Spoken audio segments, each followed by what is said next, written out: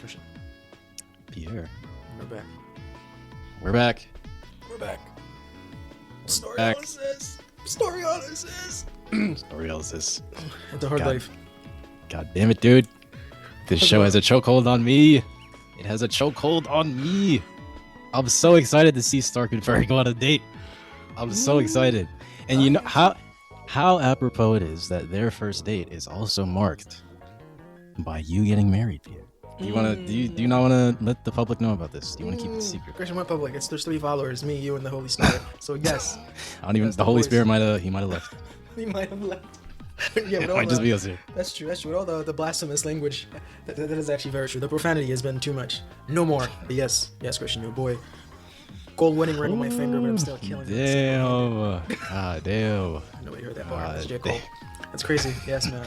You know, you're a married man, Pierre. Now it's time you come up with your own bars. It's been over 3 years. When are we gonna get a Pierre original? When are we gonna get a Pierre original? I don't know, man. I'm just a copycat. I'm just out here. I'm just a poser. I'm just a thief. I'm a content thief. It's a hard life. Someday. But yeah, I was sick, man. For sure. Go to City Hall. And just go crazy on your honeymoon. But yeah, it's You had the honeymoon already? No, unfortunately, no.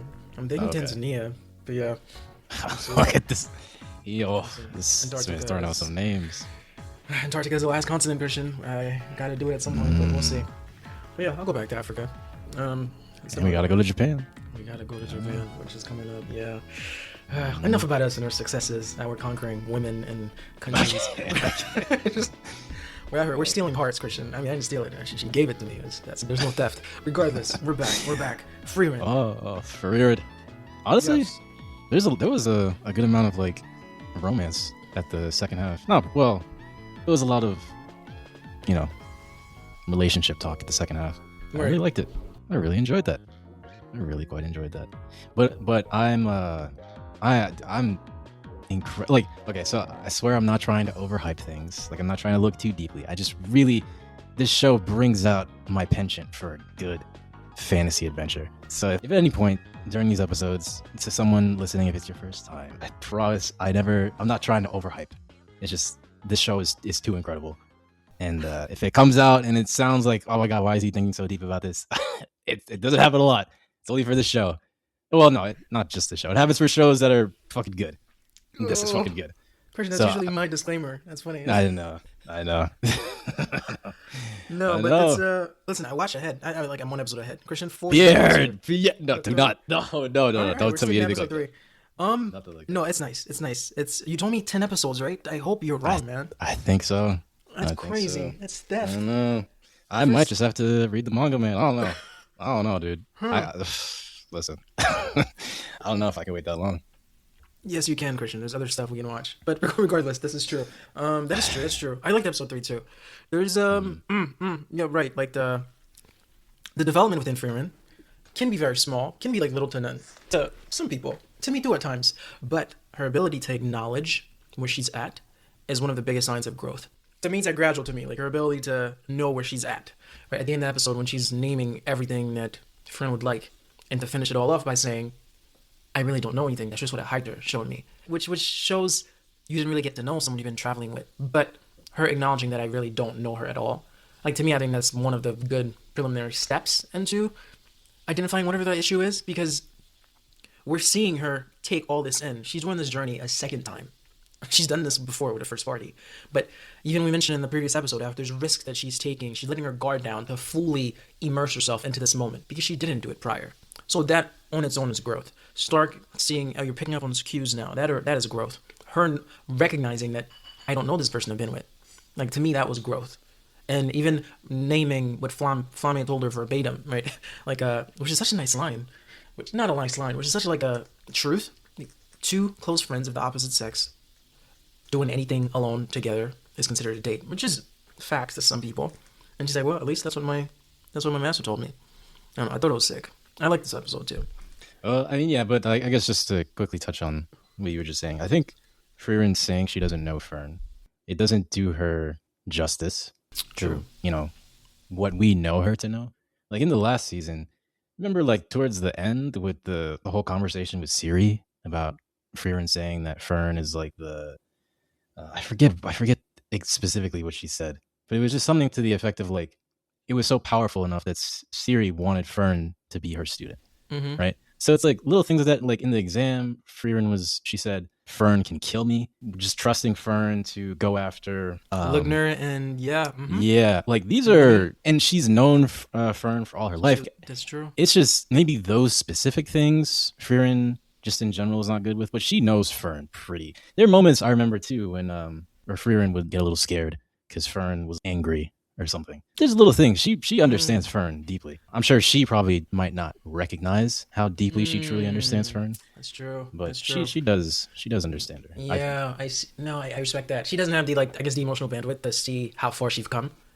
So, Yeah, so yeah, to- yeah. yeah. Like So she to can't her, measure she's still- herself. right, right. To her, she's still at step one. She's still in the stranger phase when it's like, no, you actually have an intimate relationship Right. with the student.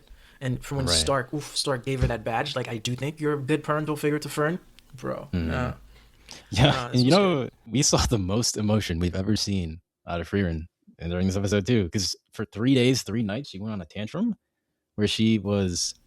I didn't expect that. It was so much. It's like she bottled up years, hundreds of years worth of tears, and then it just comes out in these moments.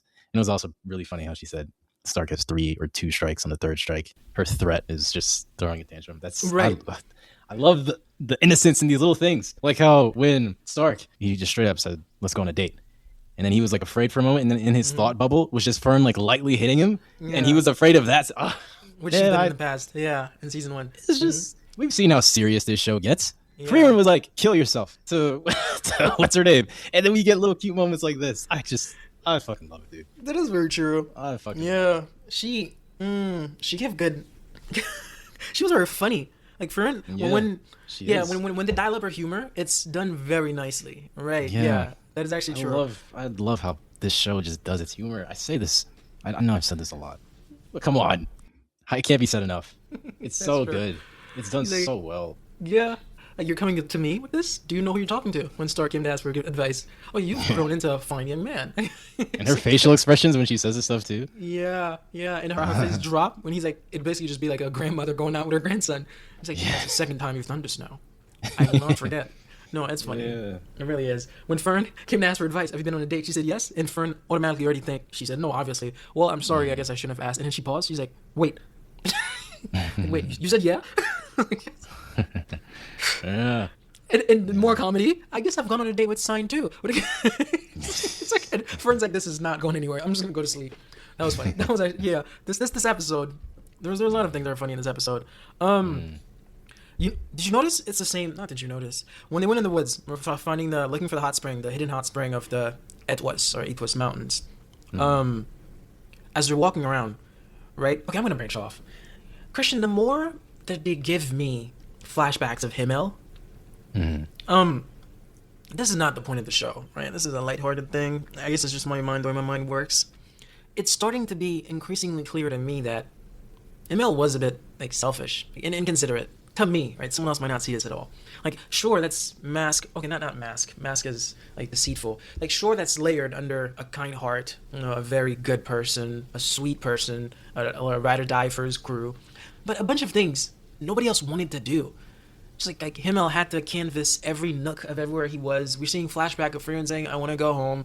Of Aiter saying, why are we doing this? Of Aizen saying, I want to go home too. It's almost like the opinions of the other 3 team members never mattered. And he did nothing bad. They're not killing people, but like overstaying their welcome, him being tenacious on discovering things, and the remaining, like the rest of the party had no say. Like, I know that's not what the show's about. That's just me. I was like, bro, this, like every time they're like Himmel wanted to do this, I'm like, what did y'all want to do? Like, I don't know. Have you seen that, or is that not something that you look at? So I guess there's 2 things I could say to that. The first is we have been shown a romanticized version of Himmel for most of the show, I would say. Right. Like we don't really, we haven't really seen, I guess the different corners of his personality and of his angles. Like, so we don't really know like the full extent of all the history they share together. And then the second thing is, while the scenes that they have shown us, like Himmel is sort of driving the direction of the entire team, so much has been learned specifically by Frieren and also Aizen In Hydra, all of through them. yeah, like through these things that Himmel wants to do. So like Right. Eisen, just in this episode, right? He said when they're talking about how Himmel's crew originally went to the hidden hot spring, Eisen was like telling Stark it was just a footpath. It wasn't worth the effort at all. It was truly a ridiculous adventure. But it's strange though. I wouldn't trade my memories of those ridiculous adventures with my friends for anything. Himmel was the one who wanted to inject some ridiculousness into the adventure. Whereas he could have been strict. He could have been really not strict, but he could have been sort of less fun. He could have did things more by the books, right? But then you would lose out on some of the ridiculousness because it seems like he is the most ridiculous one in that party, and he's just sharing that sort of philosophy with everybody else. And in the sharing of that philosophy, so much is gained as far as like perspective on what it means to have an adventure. Christian, that's a sick take. That's a short. Yeah. That's a Christian, that's a good answer. I still, because it's dangerous, right? She even mentioned like some of the monsters we face we wouldn't have faced if Himmel didn't go through this, which is fine. Like we survived. It is what it is. But sure, you know what? I like your take. I'll go with your take. Now, what I was gonna get to before I branch off from Himmel for a little bit, when she got to the forest, when they're heading to the Etwas, hopefully that's the pronunciation of the mountains. She said, "It's here already. Let's do this."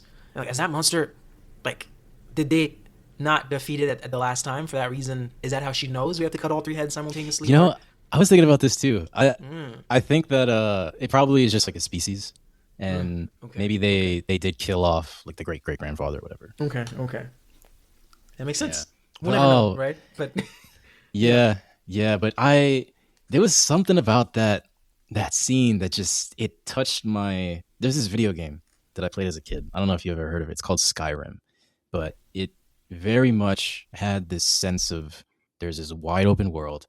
You can go out there, you could discover and explore it. And when you turn a corner, you very well might see this huge dragon in the distance. And when I played that as a kid, it felt so addicting. And it felt so much like I was living in that world. And something about that particular scene, the fact that the three-headed lizard was off in the distance, it felt like there's a good deal of space where you could assess it and sort of, plan your next move. But then suddenly it's coming after you because it sees you in the distance, and there's this wide landscape, beautiful sky. I don't know. There's just something about that scene that brought me back to a kid playing Skyrim. And it felt, it hit me hard because I have a deep connection to that experience or that sentiment of like, oh, there's something over there. I'm safe. But no, I'm not safe. It sees me. It's coming towards me. And I loved it. That's nice. That is nice. Yeah, these like nostalgic moments, especially as we're older, like when it hits you and take you back. That's pretty sick, actually. You basically just teleported through time, through your memories and experiences. This show does it to me, man. This show, like and so to branch off that a little bit more, when we visited the hot spring town, like the design and the culture of that town, like after they had the footbath, from the clothes that the people wore, they had almost this monkish Native American roots, to the board games, to the architecture. I was like, damn, what a wonderful thing it is that I can be so deeply enthralled in this world to the point where I wanted to live in it after seeing that town. Like I wanted to explore it. I wanted to learn everything about it, all the timelines, all the pockets of civilization in the world, all the history. I wanted to know everything in that moment. And it reminded me to never forget about directing that eye of fascination at the real world too. Because it can be so easy to get lost in the mundaneness of everyday life and forget how fantasy-like the real world that we live in can be. Like I saw the other day, there's this valley of mountains. I think it's called the Pamir Mountains. They called that the roof of the world because the mountains are so tall. They have this almost curving effect that it makes it feel like the sky is so close it can be touched. And it's called the roof of the world. There's a town in one of the poles, like one of the north or south poles, where it's always sunny. So there's never a dark period in that town. There's a planet out there that deep in the universe that rains diamonds. Like there's I might mention this to you, but there's a huge theory out there called the Great Attractor, where the universe where everything in the known observable universe, is being pulled toward a single point. It's like there's so much about life to be in awe at, And it's nice to have a story like Frieren remind you of that feeling, or at least remind me of that feeling, because it can be very easy to forget. And I was reminded watching this episode. And I with each episode, my respect, my admiration, it climbs higher and higher for this show. It's such a mature story. And Okay, so I'm not trying to go on the soapbox. So it's just making me think of another thing. It's our podcast The, version, and you rarely have these moments. So go ahead, just do your thing. That's normally me. I am incredibly fond of how the simplicity of this episode was so wise. Like so much was said by saying so little about the notion of just treasuring every moment with those you care about, no matter how simple the moments are. Like every year, every month, every week, day, hour, minute, second are so unbearably precious in the grand scheme of it all as a human being. If you look at time with the right eye, that seemingly meaningless moment can be a treasure. For our characters in this show, their treasure took the form of an out of the way hot spring deep in the mountains with a gorgeous view. And in my life and in your life and all of our lives, they're filled with these simple moments that can be so beautiful. And I fuck with the decisions that this story makes so hard because it unapologetically takes a beat to breathe in these facts of life. Like the story doesn't just entertain, it's teaching, it's mentoring. Like it's giving you or it reminds you of lessons that you can take and apply to the real world. Like it's such a mature work. It's really inspiring me to want to. I know we've talked about this before, but it's really pushing me to want to make my own narrative or my own story, or it just makes me want to do something. Like it's I inspiring. understand. It's an inspiring story. And it's true. Like it really is. So It's true. this deep respect for this, man. Absolute respect for this story. It's going well. It picked up fast, actually. Yeah, I don't. No, I say this too. Season one was not slow to me. Actually, we didn't really pick up until the exam arc, in my opinion. There were good action here and there, but no, this started. Wait, we already had a fight. We already saw whatever the guy, one of the right hand man of the Demon King. We saw this sick design. That dude's crazy. I think about him every now and then, like throughout my day. I'd be like once in a. Well, not throughout my day, but like every I don't know, every not once a week, but once in a blue moon. What We're they old did. that fight. Yes, we're old Yeah. to build that full fight. Like, you can't just give a snippet of that. You know, honestly, I Yeah. would agree that I would love to have, like, I would love to see it, but I also Yeah. wouldn't mind if they're just like, if they tell us more about it without Without showing it. him. Yeah, because then your imagination can make it as hype as it could possibly be. So whatever Yeah. they choose, I'm good No, with it. no, not whatever the truth. Christian, they give Lugner 2 episodes. They gave Aura 2 episodes. They gave Qual a whole episode. They can give this man. They can give this man 10 minutes. I don't know, I'm sure we're Regardless. gonna get more. I'm sure we will. Right. This is true. This is very true. The growth, right? Because I guess to me, this is just homegirl developing. She knows what's ahead. Like she knows what they went through to get through that hot spring. Like it was dangerous. They didn't want to do it. It was a long journey, right? Because we saw day to night, back to day, as in the road was steep. Yet she smiled and said, "Okay, Stark, if you really want to, then we can go." Just she's such a good boss, like her leader, because that's it. That's her crew. It's just, and she doesn't like assert the. Unless you're watching this, you wouldn't really see like, oh, okay, that's the leader of this crew. Of course, there's 2 kids and an adult. We get that, but it's just the freedom that she gives them to explore things they want to. Like her taking a back seat again, because she's also on a journey on her own of seeing this journey that she's already done through different lenses. It's more laid back. It's taking it all in, right? I didn't grasp what was happening before. Like Himmel, I had a good crew. I'm doing it again. This time, I really want to thoroughly enjoy this. And she's like, sure, Stark, if you want to do it, let's go and do it. And the trust, too, Stark could have died. He's like, all right, we're going to use him as bait. Let's try to do this in as little attempt as possible. There's that, no. And she trusts that She- Fern is going to understand the assignment. See, she knows these two. She knows Yeah. them well. She knows them. Like you I don't. don't know how well, I don't know how well she knew that Stark would outrun a lizard, but I mean, hey, it worked. I mean, you don't just trust your life with anybody. You trust your life with people that you know. But and Right. not for this scene. Like I'm thinking of when they were in the cave in the first episode. She's She like, trusted. yeah. Yeah, she trusted him. And I think there was another moment, maybe in season, or it would have to be in season 1, where she very clearly trusted Stark. Maybe it was I mean, of course, it was like the whole Lugner and Lenny thing. But then maybe also like in episode 6 when they first saw Stark take on the dragon. Like I don't think she would just let a boy die if she didn't trust him. True. To be that, I mean, that's a different kind of trust. It's not like she's known him for a while at that point. But it's just she knows Well, these she's experienced, right? She knows. Like, she knows who trained the boy, and she saw something that we didn't. That was there that we didn't until later. The fists are in the mountain. As in, you're strong, you're powerful. She already peeped that the dragon is staying away because it's afraid of you. Right. so it's fine. No, that's true. That's true. As in, yeah, her judgments are clear. Like, yeah, she's not out here making rash decisions. That's true. And it was very nice. And the two pictures as they're getting their foot bath, like on the first picture, she's the shortest, right? But she's on the left. And in the second picture, she's the shortest again, but she's on the right, and it's a descending order, like from height, both times. That was pretty sick. You mean like the back shot where they're sitting. They show you I got chills. Heiter, himmel, Eisen, her, because that's how it is from tall to short. And they show you again Stark, Fern, and then her, but she's on the other end. It was a very nice shot. Crazy. She's an old woman. It's like, why do you love hot springs so much for a young woman? I'm like, Granny, you don't even know. You don't even know, Granny. This woman leaps and bounds ahead of you when it comes to time. But, no, that's crazy. And her, when Stark is like, you're an old woman. Like, it's gonna be like a grandson and a grandmother. She take a drink. She's like, now I know that you're lacking in tact and sensitivity. I was like, okay. I was like, okay. No, this was funny. There were a lot of funny moments in that episode. It was. And Christian, I'm telling you, episode 4 is about to be crazy. No, I don't want to hear anything. Just don't tell me anything. Crazy. I don't even want to hear. Let's just leave it at that.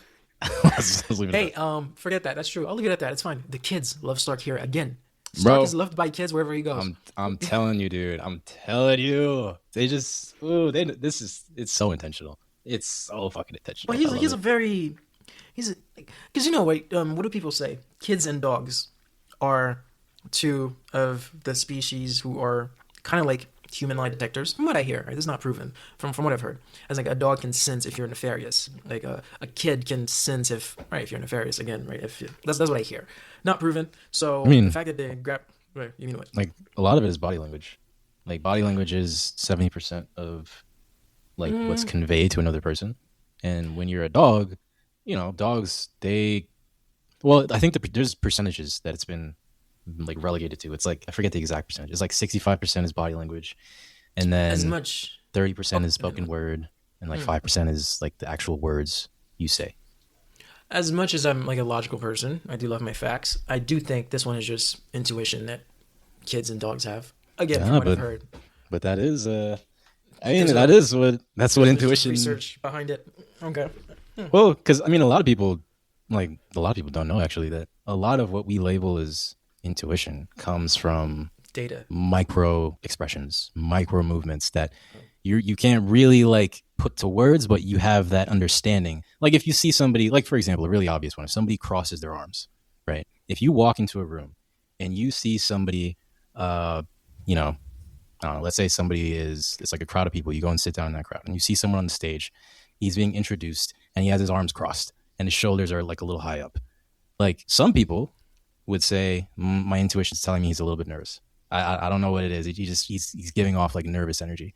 But then if you go and like look at some of the people who study body language, they say people who are feeling just nervous, shy, reserved, whatever the word of that similar like ilk, they would cross their arms. It's like there is a language that is very loud with the body. Like even you, right? I see it in you. Like when you walk throughout like wherever you are, your posture is high. Your head is held high. Christian, stop. You exude this like confidence, and I see it. Like I see it in. I'm a married man. Stop, Christian. Stop. No, but it's just it goes to show that like you are very like confident in the world. Oh my God, and fine, Christian. That's true. Yes. Don't tell them. Don't tell them. And your body language, whether you realize it or not, it affects like how confident you can be. Like if you walked outside, you could experiment with it too. If you walked out there, you hunched your back, you were looking down at the ground, you were a little more like your arms are a little more close to your body, you would feel it. Like you would feel that it doesn't feel. Yeah. So kids and dogs, they can pick up on that because it is very much a visual language. So I love how you just nicely applied logic to something that I was just equating to like a sixth sense kind of thing. but sure, I like that. No, I like that. You did good, Christian. You did good. That's true. Before you prove me wrong, Jesus, what I was saying, kids. Right, how kids love Stark. Stark is a genuinely good kid, like a nice person to be around. Like he's got character. He's honest.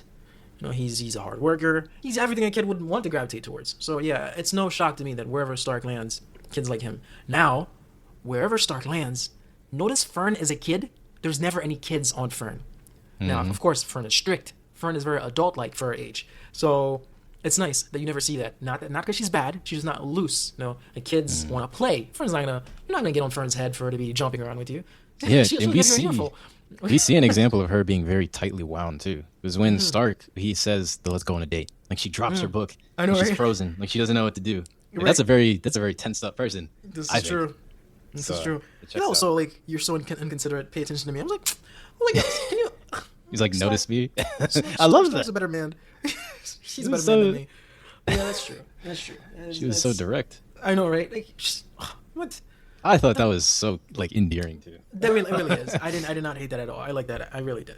That's their dynamic. That's who she is. We know at her core, she's actually nice. She just, yeah. When it comes to hard to dealing with show. these things, she's almost as autistic. Not autistic. She's almost as emotionally distant as Frieren. Oh yeah. I mean, Yet the person who raised her was a chill person. Hydra was getting drunk with everyone. Hydra was very social, but it was just him and her, and he was much older. well, So she never had friends.